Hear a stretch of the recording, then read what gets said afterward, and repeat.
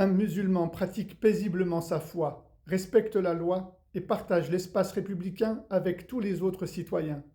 Tandis qu'un islamiste cherche à redessiner cet espace à son image, en cherchant à y imposer des règles, des comportements et des normes qui ne sont pas ceux de la République, mais ceux d'une idéologie. Et c'est bien là la problématique.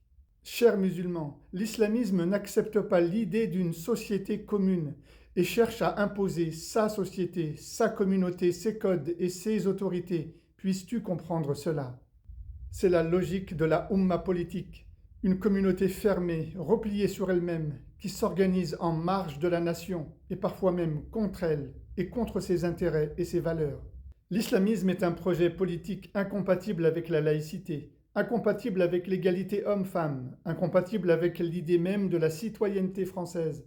Alors oui, dénoncer l'islamisme, ce n'est pas stigmatiser les musulmans, mais c'est au contraire protéger les citoyens français de confession musulmane qui vivent pleinement dans l'espace républicain, loin des pressions de cette idéologie islamiste qui tend à défendre leurs intérêts ou à parler en leur nom. Mesdames et messieurs les politiques, le problème n'est pas religieux et il ne s'agit pas d'interdire aux mineurs de moins de 16 ans de jeûner pendant le mois de Ramadan.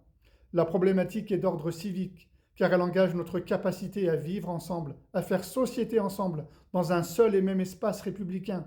Et au lieu de cela, certains veulent créer des morceaux de société où ils s'ignorent. Tant que l'on ne lèvera pas clairement la distinction entre un musulman et un islamiste, tant que les amalgames continueront à brouiller le débat sur les plateaux télé, tant que l'islamisme continuera à gagner du terrain.